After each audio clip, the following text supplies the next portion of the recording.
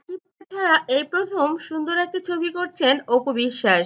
নরসিংদীর একটি শুটিং স্পটে শ্বশুরবাড়ি জিন্দাবাদ তুই ছবির একটি গানের চিত্রায়ন হলো গত শুক্রবার। সেখানে রোমান্টিক গানে অভিনয় করেন বাপ্পি চৌধুরী ও অপু বিশ্বাস। কোরিওগ্রাফি করেছেন হাবিব। চিত্রনাট্য ও পরিচালনা করেছেন দেবাশিস বিশ্বাস। এ বিষয়ে হাবিব বলেন, আমি এ পর্যন্ত প্রায় 200 ছবি সহ হাজারখানেক মিউজিক ভিডিওর কোরিওগ্রাফি করেছি, কিন্তু গতকাল এই কাজটি করার পর মনে হয়েছে এটি আমার করা সেরা গান। লোকেশন, ভিওপি, শিল্পী সব মিলিয়ে আমি যা চেয়েছি তাই করতে পেরেছি। আমি বিশ্বাস করি গানটি দর্শক পছন্দ করবেন।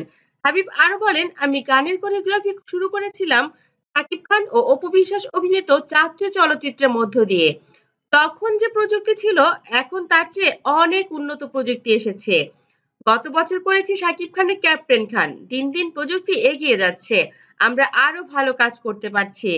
বাংলাদেশের কোরিওগ্রাফি নিয়ে হাবিব বলেন, একটা ভালো কোরিওগ্রাফির জন্য প্রয়োজন ভালো একটা গান, ভালো লোকেশন, ভালো শিল্পী, ডিওপি, অ্যারেঞ্জমেন্ট ও এডিটর।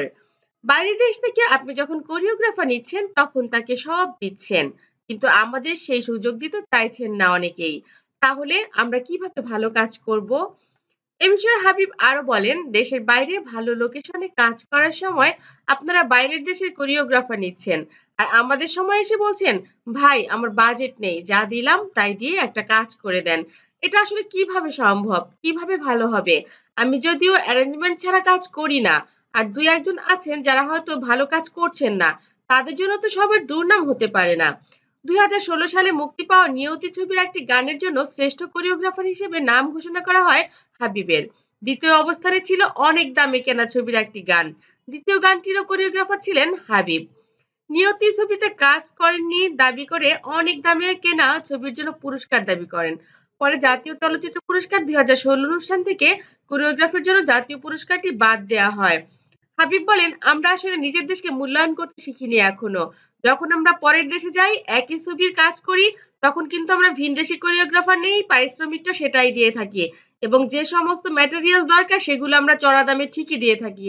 কিন্তু নিজের দেশের প্রতিভাকে বিকশিত করার জন্য যতটুকু ছাড় দেওয়া দরকার ততটুকু আমরা কেউই করতে চাই না। তাহলে কিভাবে ভালো জিনিসটা আমরা বের করে আনবো? কিভাবে বোঝাবো যে আমরা ওদের চাইতে কম পারি না?